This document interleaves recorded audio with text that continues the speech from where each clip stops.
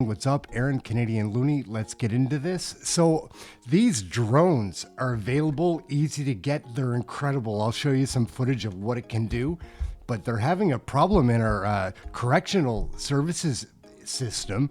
Pierre Poilievre is here in Drumheller speaking with one of the prison guards about the impact that these are having. They're getting in the way. Drugs and drones. Man, crime is a problem. These things are powerful. We'll check that out in a bit, but let's listen to Pierre Poilievre finding out exactly what the issues are. Oh, yeah. In Drumheller, Alberta, one of the most beautiful places in the world, but it's also close to the Drumheller Penitentiary, which is a medium security prison, and you're about to meet the head of the Prairie Division of the Correctional Officers Union, and he's got a story to tell, and you're about to hear it. Jake, how are you? Hey, Pierre, I'm good. How are you? Thanks very much for making some time for it. We'll go for a little walk around here. So you from around here? Originally from Edmonton, but I've been here for a number of years, yeah. So you lived in the Drumheller area, not too far away? Yeah, I lived in Drumheller area. We live just outside of town now. Okay. And you and your wife have been in the corrections line of work for a while, eh? Correct. She's been better than 20 years, and I'm a few years shy of that. And were you, no, I know we call it prison guard. I don't know if that's the right term, that you like to say corrections officer? Correctional officer is the politically correct term, but okay. But yeah, we generally refer to ourselves as prison guards. And how long did you work in that role? I'm still an active correctional officer. You're still, so even while you head up the Prairie Division, you carry out the job yourself. Yeah, I'm not in the institutions as much as I was. My wife still does it full time, and I'm in and out of the institutions doing a little more of a union role now. Okay. And what changes have you noticed over 20 years? It's, I'll say most of the changes have happened probably the last 10. It's a very different environment now. When I started, when my wife and I were early in our careers, our big form of contraband inside was with tobacco, was cigarettes. Right. Now that's been replaced probably with the same frequency as tobacco back in those days with meth and some of the harder drugs now. Amazing. Some of the changes going on are just the amount of narcotics, the degree of the seriousness of the narcotics, and of course the violence that comes along with that. Right. The violence is a whole different level that we've ever seen. Give me put it into context for me. How bad is the violence? It's a good question to how to put it into context. It's what was a rare occasion for the majority of memorable time in federal prisons is now a daily occurrence. Yeah. Whether it's inmate on inmate or whether it's inmate on staff. Inmate on inmate, of course, we're involved in that.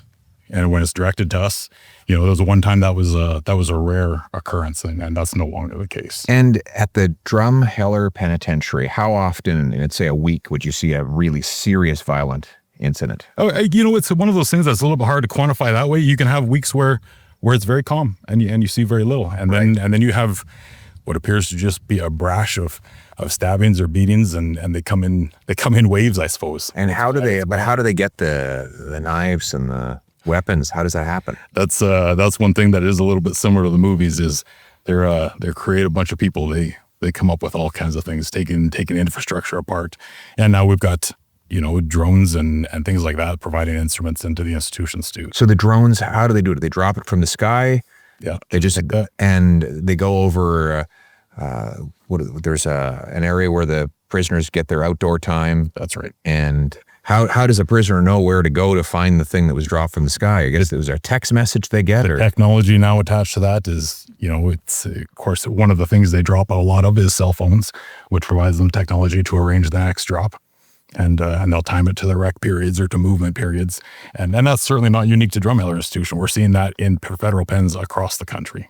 And then what other, you told me offline that these drones actually deliver the contraband right to the prisoner's window sometimes. We've had some settings where depending on the infrastructure of the window, they make almost little funnels out of sheets or other material, and then the drone will come right in, drop it in the funnel, and right into the cell window it goes. There's a funnel. They build it, well, like I said, they're a creative group. They build it out of all kinds of... So they got a funnel, they stick the funnel out the window, yep, and the drone drops the knife or the drugs or whatever into this funnel, and it slides right in. And away it goes. Oh my God, that's unbelievable. Yeah, it's definitely this stuff out of movies nowadays. And how dangerous is it for you and your wife to work in a penitentiary these days? Once again, it's always, when you work in a penitentiary or at a prison, there's always an element of danger that comes along with that. And I suppose that's why some of us got into it. But it's just gotten to a stage where it's unmanageable. It's that the violence comes with the narcotics. When people are under the influence of these drugs, there's a violence that comes around with that. There's a whole economy built around these drugs, and they protect it. And there's a lot of violence that comes along with that. So if somebody's methed out, somebody's under the influence of whatever, their behavior is unpredictable, and the correctional officers have to respond to that and deal with whatever fallout comes. And have you ever been attacked? You've ever been? I guess they wouldn't mess with you. They're smarter than that, eh? I've been a little bit lucky in my career. I haven't had a lot of, direct attacks on myself. Some of my coworkers haven't been so lucky. My wife unfortunately was involved in an attack on her. Really? And that was a few years ago. But and that highlights some of the dangers that come along with working at penitentiary. But that's where we count on the employer to, once we understand where those dangers lie, to put a pin in it and prevent them from happening again. And these assaults must be awful. Like, they must be horrendous, because you're dealing with the baddest of the bad dudes. And they're in there for a reason, so they're capable of the worst stuff. That's the unfortunate thing is all of the people in there have been deemed by the courts to not be suitable in society. Right. When they come to us and those behaviors persist, well, they're already there. So why is it getting so much worse? Like, what's going on that has enabled more violence, more drugs, more overdoses behind bars? A complete lack of inmate accountability. All accountability tools have been removed. What is an accountability tool? We had things for a long time. We had a segregation where basically it was prison within the prison. If you broke the law, broke the rules, violated those inside rules, we were able to remove you from that to determine where we were going to put you, or where would be a more suitable environment for you, or to sometimes just give a timeout from the incident. Once that tool is removed from us, it's you attack a correctional officer, you smuggle in drugs, we put you back out, and then we let you back out for lunch.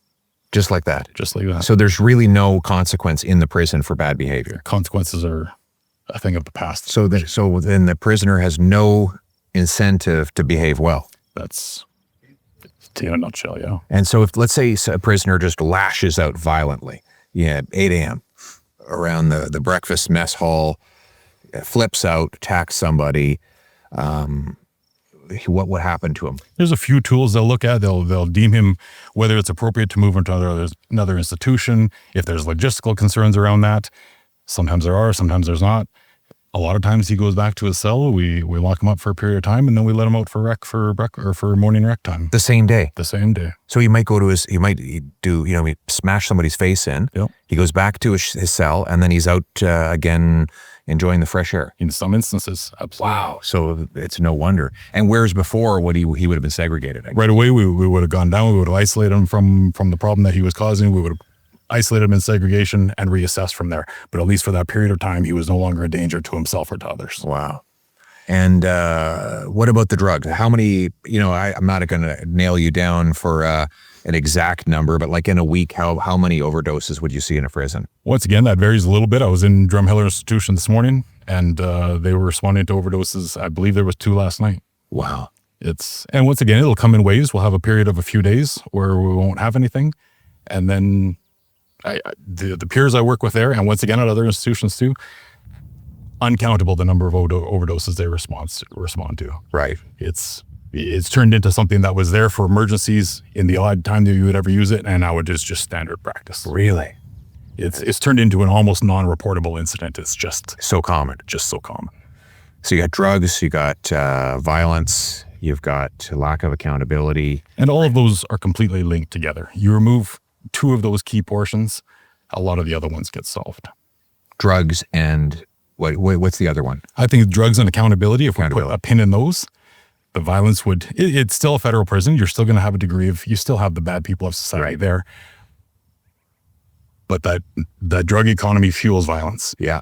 And without the lack of accountability, there's no incentive to not. So my plan to deal with this is, 1, we stop giving out government drugs. It doesn't work. Instead, what we do is offer drug treatment. that gets people off drugs. Funny you should say that. I just went and toured some of the prison in Alberta where they're piloting. This is the provincial prison. It's a provincial prison. Right. And they're piloting a detox program. It was fantastic to see if we were able to get some kind of detox program, which twofold. And selfishly, we want to protect our correctional officers. Yeah.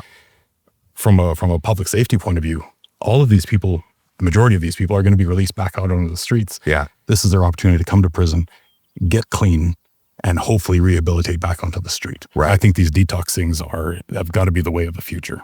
That's my view. And my view is also that the judges should be able to insist on treatment as a part of a sentence. If the original crime is linked in any way to substance abuse, you say, look, you have to have treatment while you're in prison. Right. And part of getting released will be proof that you followed the treatment and a mandatory drug test. Because if you drug test them and you prove that they're not using the drugs over a long period of time, I think you massively decrease the likelihood that they will lash out in prison or reoffend when they get out. I don't want to steal one of your lines, but that sounds like pretty basic common sense. Common sense. If only we can make it common again. Only. So, and then the other thing is we do have to bring back some sort of segregation for those prisoners who lash out, do something violent, attack a prison guard, harm a maintenance worker, attack another prisoner for that matter. They need to be separated from the rest of the inmates in order to allow for accountability. Because if they're not accountable, if there's no consequence for their bad behavior, why wouldn't they just keep doing it over and over? These are not people who are here because of their recognition of consequences. Yeah. And so once those are removed, it's a free rein. There's another aspect to segregation that doesn't get talked about a lot, but it was also our ability to keep inmates safe. Yeah. If we had people in prison who were being preyed on, we were able to bring them into segregation to shelter them from violence. Right. And when that's been taken away, a lot of the inmate-on-inmate violence has gone. So so if there's a prisoner who is being targeted, you can't remove him and separate him from the risk. We used to call it one of the terms was checking. They were going to check this guy in to get him away from population for whatever reason. Okay. For his own safety, circumstantial or brought on by himself. We no longer have that ability now. It's a logistical nightmare trying to keep people safe in prison. So your wife has been attacked.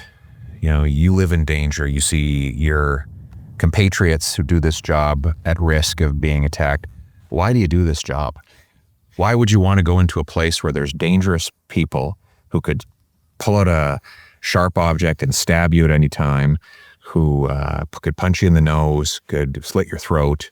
Like, why would you want to do a job like that? You know what this is? It sounds like a cliche answer when people ask me that, but there's a sense of pride that comes with being a correctional officer that, it is a different place. It's not unlike anywhere else in society. But there's a sense of pride that comes with being a correctional officer of being able to do those jobs and being able to not only work in those environments, but find satisfaction in those environments. I've got young kids that, whether they choose a role in corrections or not, they're young. We'll see what they end up doing. But they've expressed some interest in that. And frankly, I'd be very proud of that. I'm proud of my job. I'm proud of the role that so many members of my family do. And we all take it very seriously. It's a very rewarding job. It has moments where you question why you would do it. Yeah. But at the same time, what a unique aspect, what a unique way to contribute to society. Yeah.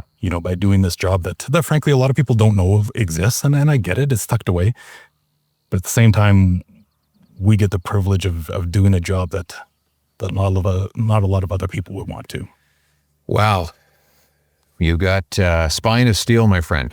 I admire what you do, and thankful that there are people who have the heart and courage to do something like that, because you've got to be brave to go into that environment, especially the way it is now. And we are going to clean it up. We're going to get the drugs out. We're going to stop the drones. There is technology to interrupt the drones. There's even these missiles that you can that fire out elastic bands, entangle the propellers, bring the drones down in a small parachute that can be used to stop them from going into prisons.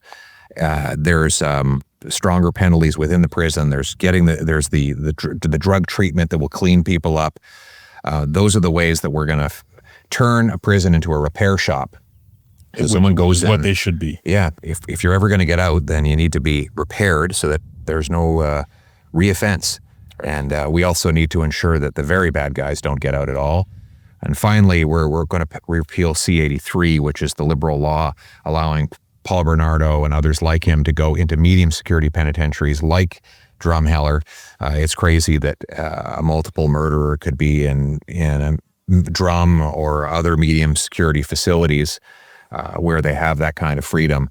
And that is something we're going to repeal as well. And that's you mentioned that one name, and unfortunately there are so many names that are less public than that fit that bill so well. Yeah. And if I can get personal for a second, the guy who attacked my wife, he's, depending on the time of day, he's actually outside of a fence right now. Wow. With no security. Outside of a fence. Outside of the fence. Not at this institution, but at another facility, but amazing. It just defies logic. Yeah. And I think it breaks that social contract that we're supposed to have with the public of when these people commit these horrendous crimes, the public expects them to be displaced from them, to protect them.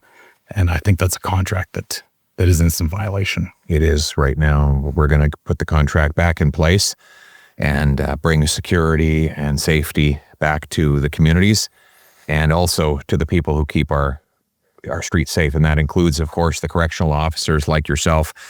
We can't forget the correctional officers, along with the police, along with our border guards, along with obviously members of the armed forces, the people who put on a uniform and keep us all safe. And thank you very much for what you do, man. No, thank you. We're going to hold you to what we're talking about here. Look forward to it. Absolutely. Appreciate Keep up the great work. Thank you. Thank all the men and women you represent as well. Absolutely. Way to go. What do you think about that? Drones getting into our correctional facilities? All of these criminals who don't really appreciate any rules just have new ways to break them even further. Sounds pretty nuts. We need an election here in Canada, no doubt. Aaron Canadian Looney, like, share, subscribe. Check out one of the other videos floating around here.